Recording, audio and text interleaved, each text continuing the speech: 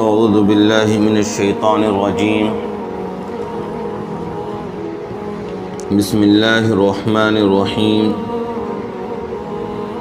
وَكَأَيٍّ مِّن نَّبِيٍّ قَاتَلَ مَعَهُ رِبِّيُّونَ كَثِيرٌ فَمَا وَهَنُوا لِمَا أَصَابَهُمْ فِي سَبِيلِ اللَّهِ وَمَا ضَعُفُوا وَمَا اسْتَكَانُوا وَاللَّهُ يُحِبُّ الصَّابِرِينَ وما كان قولهم إلا أن قالوا ربنا اغفر لنا ذنوبنا وإسرافنا في أمرنا وثبت أقدامنا وانصرنا على القوم الكافرين فآتاهم الله ثواب الدنيا وحسن ثواب الآخرة والله يحب المحسنين يا أيها الذين آمنوا إن تطيعوا الذين كفروا يردوكم على أعقابكم فتنقلبوا خاسرین بل اللہ مولاکم وہو خیر الناصرین۔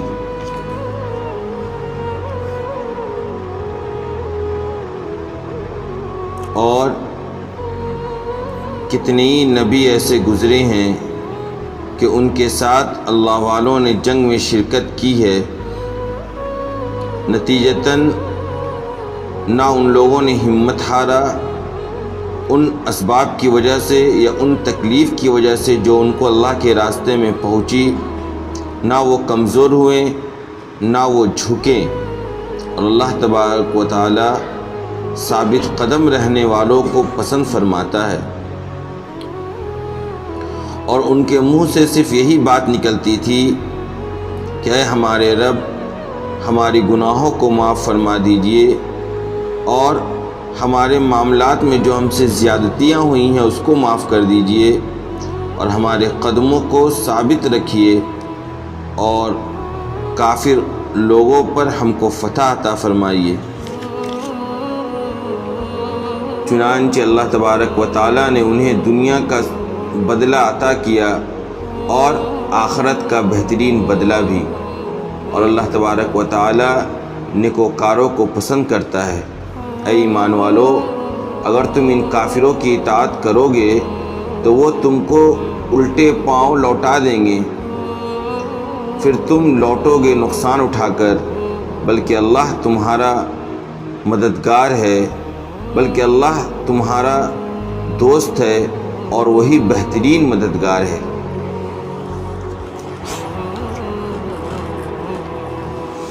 غزوہ احد کا تذکرہ چل رہا ہے۔ اس موقع پر مسلمانوں کو جو بظاہر شکست کا سامنا کرنا پڑا تھا، اس کے پیچھے بہت سی مصلحتیں مضمر تھیں جس کو قرآن باضابطہ الگ الگ کر کے مسلمانوں کے سامنے بیان کر رہا ہے اور کئی پہلوؤں سے مسلمانوں کو تسلی دے رہا ہے۔ چونکہ میں نے یہ بات بتلائی تھی کہ اس واقعے کے بعد صحابہ کرام کا دل بالکل چور چور ہو گیا تھا اور وہ سب سے زیادہ اس بات کے صدمے میں تھے کہ ان سے اللہ کے حبیب حضرت محمد مصطفیٰ صلی اللہ علیہ وسلم کے حکم کی تعمیل میں کوتاہی پائی گئی تھی۔ ان کو سب سے زیادہ جس چیز کا غم تھا وہ اسی بات کا غم تھا کہ آپ صلی اللہ علیہ وسلم کے حکم کی خلاف ورزی ہم لوگوں نے کی، جس کی بنیاد پر اللہ تبارک و تعالیٰ سے ہم اتنے بڑے آزمائش میں مبتلا ہو گئے۔ لیکن اللہ تبارک و تعالیٰ نے مسلمانوں کو کئی طرح سے تسلی دی، اور ایک بنیادی تسلی یہ دی کہ دیکھو کئی اصول بھی سمجھا دیا اس واقعے کے ذریعے رہتی دنیا تک کے لیے مسلمانوں کو، اور کئی طرح کی تعلیم بھی دے دی کہ دیکھو تمہارا ہر عمل ہر کام صرف اور صرف اللہ تبارک و تعالیٰ کی ذات کے لیے ہونا چاہیے۔ اگر آپ صلی اللہ علیہ وسلم کے موت کی جو خبر اڑی تھی، جو افواہ اڑی تھی، وہ اگر حقیقت پر بھی مبنی ہوتی تب بھی تمہیں اس طرح سے ہوش و حواس کو نہیں چھوڑنا چاہیے۔ کیوں؟ چونکہ جس ذات کے لیے تم میدان جہاد میں آئے تھے اور جس ذات کے لیے تم نے قربانیاں دینے کو تیاری کی تھی، وہ ذات زندہ ہے اور وہ ہمیشہ باقی رہے گی۔ اور کل جب آپ صلی اللہ علیہ وسلم دنیا میں نہیں رہیں گے، چونکہ ہر انسان کو موت کا مزہ چکھنا ہے اور موت کے مرحلے سے ہر انسان کو گزرنا ہے، جب وہ کل نہیں رہیں گے تب بھی یہ دین باقی رہے گا اور اس دین کے لیے تمہیں خدمت اور جد و جہد اور قربانی دینی ہوگی۔ یہ سلسلہ رکنے والا نہیں ہے، لہذا حالات میں تمہیں تمہارا پاؤں نہیں کھڑنا چاہیے، بلکہ تمہیں مضبوطی اور ثابت قدمی کے ساتھ جمے رہنا چاہیے۔ آج کی آیت میں اللہ تبارک و تعالیٰ نے مسلمانوں کو جو تسلی دی وہ اس طریقے سے دی کہ دیکھو تم سے پہلے بھی بہت سے ایسے انبیاء کرام گزرے ہیں کہ ان کے ساتھ ان کے جو حواری تھے، ان کے جو مددگار تھے، ان کے جو صحابہ تھے اور ان کے زمانے میں جو اللہ والے تھے، ان لوگوں نے ان کے ساتھ مل کر دشمنوں سے لوہا لیا ہے اور دشمنوں کے خلاف انہوں نے بھی جہاد کیا ہے، اور ان کو بھی اللہ تبارک و تعالیٰ کے راستے میں کئی طرح کی تکلیف کا سامنا کرنا پڑا ہے، ان کو بھی جنگوں میں بظاہر شکست کا سامنا کرنا پڑا ہے، لیکن ان کا رویہ کیا تھا وہ دیکھو، اور وہی عمل ہم تم سے بھی چاہتے ہیں۔ ہم تمہاری تربیت ہی کرنا چاہتے ہیں اور تمہیں رہتی دنیا تک کے لیے ایک نمونہ بنانا چاہتے ہیں، اسی لیے ہم نے بھی تم کو ان حالات سے گزروایا ہے۔ تو کہا ان کے ساتھ جو بہت سے اللہ والے مل کر جو وہ لوگ جنگ لڑتے دشمنوں سے، تو ان کو جو اللہ کے راستے میں تکلیف پہنچتی تھی تو اس کے نتیجے میں فما وہنوا لما اصابہم فی سبیل اللہ وما ضعفوا وما استکانوا، تو وہ ایک تو نہ ہمت ہارتے تھے اس طرح کے حالات میں، اور نہ ہی وہ کمزور ہوتے تھے جس طرح تم کمزوری کا ثبوت پیش کر رہے ہو، اور جس طرح تم لوگوں نے ہمت ہار دیا ہے، اور جس طرح تم ہمت ہار کر بیٹھ گئے ہو، اور نہ ہی وہ لوگ جھکے تھے، یعنی ایسا نہیں تھا کہ انہوں نے آگے کے لیے بالکل سرنڈر کر دیا کہ ہم دشمنوں سے مقابلہ نہیں کریں گے، بلکہ وہ لوگ مضبوطی کے ساتھ ثابت قدمی کا انہوں نے ثبوت پیش کیا، اور وہ لوگ اپنے نبیوں کے ساتھ کھڑے رہے ہر حالت میں، اور کمزوری اور تکلیف اور اس طرح کی چیزوں نے ان کا کوئی نقصان نہیں پہنچایا۔ واللہ یحب الصابرین، اور اللہ تبارک و تعالیٰ ایسے ثابت قدم رہنے والوں کو ہی کیا کرتا ہے؟ پسند کرتا ہے۔ اللہ صبر کرنے والوں کو ہی پسند کرتا ہے۔ لہذا حالات تو آتے رہیں گے، آج تمہارے اوپر آئے، کل کسی اور کے اوپر آئیں گے، اجتماعی طور پر حالات آ سکتے ہیں، انفرادی طور پر ہر انسان کی زندگی میں حالات آ سکتے ہیں، لیکن ان حالات میں مسلمانوں کو سبق دی گئی کہ نہ تمہیں کمزور پڑنا ہے، نہ تمہیں ہمت ہارنا ہے، نہ تمہیں بالکل جھک جانا ہے، بلکہ تمہیں کیا کرنا ہے؟ مضبوطی کے ساتھ پہاڑ بن کر کھڑے رہنا ہے، اور صبر کا دامن کسی بھی حالت میں نہیں چھوڑنا ہے۔ کیوں؟ کیونکہ اللہ تبارک و تعالیٰ جو پسند کرتا ہے، جو محبت کرتا ہے، وہ صبر کرنے والوں کو کرتا ہے۔ بے صبرہ کو اللہ پسند نہیں کرتا ہے، کمزور لوگوں کو اللہ پسند نہیں کرتا ہے، ایسے لوگوں کو اللہ محبوب نہیں کرتا ہے جو تھوڑے سے حالات آنے سے بالکل شکست خوردہ ہو جاتے ہیں اور ذہنی طور پر بھی بالکل مفلوج ہو جاتے ہیں، اور صرف اپنی تکلیف کو، اپنی پریشانیوں کا ہی تذکرہ لوگوں کے درمیان کرتے رہتے ہیں، اور ماضی کے حالات کو لے کر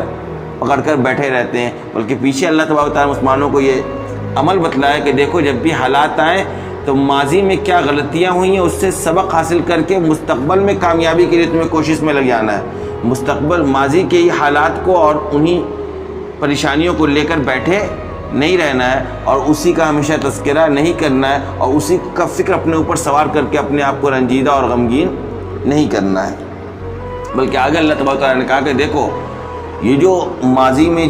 جو لوگ تھے اور جنہوں نے دشمنوں سے مقابلہ کیا، ان کے حالات آئیں یا ان کو کامیابی ملتی تھی تو ان کی زبانوں سے جو باتیں نکلتی تھی وہ تم غور کرو، اور اسی کے اندر اللہ تبارک و تعالیٰ نے مسلمانوں کو بھی نصیحت دی کہ تمہارا بھی یہی رویہ ہونا چاہیے۔ کیا؟ ان کے منہ سے جو باتیں نکلتی تھی وہ اولاً تو یہ نکلتی تھی ربنا اغفر لنا ذنوبنا، کہ ہمارے پروردگار ہمارے گناہوں کو معاف کر دیجئے۔ کیا مطلب؟ مطلب یہ کہ انسان جب بھی کوئی عمل کر رہا ہے اللہ تبارک و تعالیٰ کے لیے، تو اللہ تبارک و تعالیٰ کی ذات جس درجے کی ہے، اللہ تبارک و تعالیٰ کی شان جس اعلیٰ مقام کو حاصل کرتی ہے، اس اللہ تبارک و تعالیٰ کی شان کے مطابق بندوں کی بس کی بات نہیں ہے کہ وہ عمل کو کریں۔ یعنی اللہ تبارک و تعالیٰ کی ذات اور ان کی بڑائی اور ان کی کبریائی اور ان کی صفات کا آپ ایک طرف تصور کیجئے، دوسری طرف ہم اور آپ اپنے عمل کو دیکھیے، تو کیا اللہ تبارک و تعالیٰ کی شان کے مطابق ہمارا عمل ہوتا ہے؟ بالکل نہیں ہوتا ہے، کوتاہی پائی جاتی ہے۔ تو کہتے ہیں جب بھی وہ کوئی عمل کرتے تھے تو فخر میں مبتلا نہیں ہو جاتے تھے، اگر ان کی طرف سے اگر ان کو اللہ تبارک و تعالیٰ کسی نیکی کا توفیق دیتا تھا، ان سے کوئی دین کا کام لیتا تھا، تو وہ فخر اور تکبر میں مبتلا نہیں ہوتے تھے، بلکہ وہ اس بات کا تصور کرتے تھے کہ اللہ کی شان کے مطابق ہمارا یہ عمل نہیں ہے، ہماری طرف سے کوتاہی ہے۔ لہذا وہ سب سے پہلے کیا کہتے تھے کہ یا اللہ جو کوتاہی ہوئی ہے اس کو کیا کر دیجیے آپ، ربنا اغفر لنا ذنوبنا، اس کو معاف کر دیجیے۔ سب سے پہلا رویہ۔ دوسرا وَإِسْرَافَنَا فِي أَمْرِنَا، اور ہمارے اس معاملات میں جو ہماری طرف سے کچھ زیادتیاں ہوئی ہوں گی، ہو سکتا ہے جس طریقے سے آپ نے حکم دیا ہوگا اس طریقے سے ہم نے یہ کام نہیں کیا ہوگا، کچھ زیادتیاں ہوئی ہوں گی، کچھ کمیاں رہی ہوں گی، اس کو بھی کیا کر دیجئے، معاف کر دیجئے۔ اور تیسرا ان کا جملہ ہوتا تھا وَثَبِّتْ أَقْدَامَنَا، کیا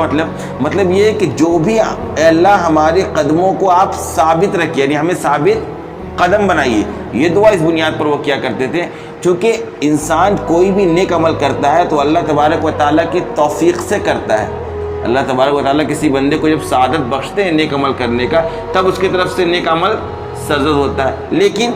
کیا گارنٹی ہے کہ آگے بھی چل کر آپ کو نیک عمل کرنے کی توفیق ملتی رہے؟ اس کی تو کوئی گارنٹی نہیں نا ہے کہ آج اگر آپ کسی نیک عمل میں مبتلا ہیں تو موت تک آپ کسی گناہ میں مبتلا نہ ہو اور اس طرح کے نیک اعمال کرنے کی توفیق اللہ تبارک و تعالیٰ آپ کو عطا کرتے رہے، اس کی تو کوئی گارنٹی نہیں ہے۔ اسی بنیاد کو یہ بھی دعا کرتے تھے وثبت اقدامنا، یا اللہ ہمیں ثابت قدمی بھی بخشی، یعنی آگے بھی ہم سے نیک عمل لیتے رہیے۔ اور آخری بات وانصرنا علی القوم الکافرین، ان کی ایک دعا ہوتی تھی کہ اللہ ہمیں آپ کافر قوموں پر فتح عطا کیجیے، یعنی تم سے پہلے جن لوگوں نے ہمارے لیے قربانیاں دی ہیں ان کا رویہ یہ ہوتا تھا، لہذا تمہیں بھی یہی عمل اپنانا چاہیے، کوتاہیوں پر زیادتیوں پر اللہ سے مغفرت طلب کرنا چاہیے۔ جو نیک عمل کی توفیق دی گئی ہے مستقبل میں بھی اس کی توفیق ملتی رہے، اس کی بھی دعا اور درخواست کرنی چاہیے، اور ساتھ ساتھ ہمیشہ اس بات کی دعا کرتے رہنا چاہیے کہ یا اللہ کامیابی اور شکست آپ کے ہاتھ میں ہے، یہ ظاہری اسباب ہماری کوشش کوئی کام نہیں آئے گی اگر آپ کی مرضی یا آپ کی مدد شامل حال نہیں ہو، لہذا آپ ہماری مدد بھی کرتے رہا کیجیے۔ تو اللہ نے کہا جب یہ تم سے پہلے لوگوں کا یہ رویہ ہوتا تھا تو ہمارا یہ رویہ ہوتا تھا فآتاہم اللہ ثواب الدنیا وحسن ثواب الآخرہ، تو اللہ تبارک و تعالیٰ ان لوگوں کو کیا دیا، اللہ تبارک و تعالیٰ نے ان لوگوں کو دنیا کا بدلہ بھی دیا اور آخرت کا بہترین بدلہ دیا، وحسن ثواب کیوں؟ کیونکہ جو آخرت میں بدلہ ملنے والا ہے وہ دنیا کے بدلے سے بہترین ہی ہوگا۔ کیوں؟ چونکہ دنیا میں جو بدلہ ملے گا وہ دائمی بدلہ نہیں ہے، وہ ایک نہ ایک دن ختم ہو جائے گا، کیونکہ دنیا میں جو بھی چیز موجود ہے وہ کیا ہے، ایک نہ ایک دن فنا ہونی ہے سوائے اللہ تبارک و تعالیٰ کی ذات کی، لیکن جو آخرت میں بدلہ دیا جائے گا وہ ہمیشہ باقی رہے گا۔ اس لیے آخرت کے بدلے کو لفظ حسن کے ساتھ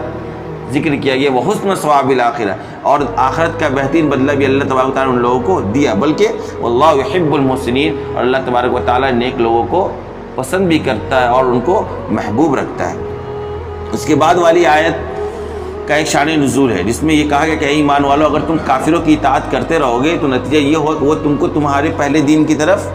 لوٹا دیں گے اور اسلام سے دور کر دیں گے، کفر کی طرف تم کو ڈھکیل دیں گے، اور پھر نقصان تمہارا ہی ہوگا۔ تم کیا کرو گے؟ اگر تم پلٹو گے تو تم نقصان ہی اٹھاؤ گے۔ یہ آیت اس موقع پر نازل ہوئی کہ جب غزوہ احد کے موقع پر یہ افواہ پھیل گئی کہ آپ صلی اللہ علیہ وسلم شہید کر دیے گئے، اس موقع پر جو منافقین تھے مدینہ منورہ میں یا کچھ لوگ جنگ کے میدان کے بھی قریب تھے، ان لوگوں نے یہ شوشہ چھوڑا کہ دیکھو جب آپ صلی اللہ علیہ وسلم ہی اب نہیں رہے تو ایسا کیا جائے کہ ہم پھر اپنے آباء و اجداد کے مذہب کی طرف لوٹ چلتے ہیں۔ اس کا فائدہ کیا ہوگا؟ اس کا فائدہ یہ ہوگا کہ یہ جو ہمارے اور مکہ والوں کے درمیان جنگ ہو رہی ہے، جو اختلاف ہو رہا ہے، یہ اسی دین کی بنیاد پر تو ہو رہا ہے، لہذا ہم اگر لوٹ جائیں گے تو اختلاف ہوگا ہی نہیں۔ جب اختلاف نہیں ہوگا تو نہ ہم اس طرح کے حالات کا سامنا کرنا پڑے گا، نہ ہمارے لوگ مارے جائیں گے اور نہ ہی ان کے لوگ مارے جائیں گے۔ یعنی یہ ان لوگوں نے شجاع چھوڑا تاکہ مسلمان کمزور ہو جائے، ان کو لگے کہ یار آپ سلم بھی رہے نہیں، لہذا کیا ضرورت ہے، پہلے دین کی طرف لوٹ جاتے ہیں اور لڑائی بھی آپس کی ختم۔ یہ انہوں نے بدماشی کی، منافقوں نے یہ چال چلی تاکہ مسلمانوں کو ایمان سے ڈگمگا دیں۔ اس موقع پر قرآن کی آیت نازل ہوئی کہ ایمان والو اگر ان کافروں کی بات مانتے چلو گے تو ان کا تو مقصد یہ ہے کہ تمہیں دوبارہ کیا کرے، کفر کی طرف لوٹا دے، اور اگر ایسا ہوا فتنقلبوا خاسرین، تو تم لوٹو گے صرف اور صرف نقصان کو لے کے۔ بل اللہ مولاکم واللہ خیر الناصرین، یہ تمہارے دوست نہیں ہیں، یہ دوست کی شکل میں تمہارے دشمن ہیں، تمہارے ایمان پر ڈاکہ ڈالنے کی یہ کوشش کر رہے ہیں۔ یہ جو جملے کہہ رہے ہیں نا تمہیں پیارے پیارے، ان کے پیچھے مقصد یہ ہے کہ یہ تمہیں تمہارے دین سے ڈگمگا دے اور واپس لوٹا دے۔ حالانکہ تم سن لو بل اللہ مولاکم وہو خیر الناصرین، تمہارا اگر کوئی دوست ہے، تمہارا اگر کوئی حمایتی ہے، تمہارا اگر کوئی مددگار ہے اور بہترین مددگار کوئی ہے تو وہ صرف اور صرف اللہ تبارک و تعالیٰ کی ذات ہے۔ لہذا اللہ کے اس دین کو مضبوطی سے پکڑے رہو، اور جس طرح کے بھی حالات آ جائیں، نہ تمہیں کمزور ہونا ہے، نہ تمہیں اس دین سے واپس لوٹنے کے بارے میں ذرہ برابر بھی اپنے دل میں کسی طرح کا خیال لانا ہے۔ اللہ تبارک و تعالیٰ ہم سب کی ایمان کی حفاظت فرمائے۔ وآخر دعوانا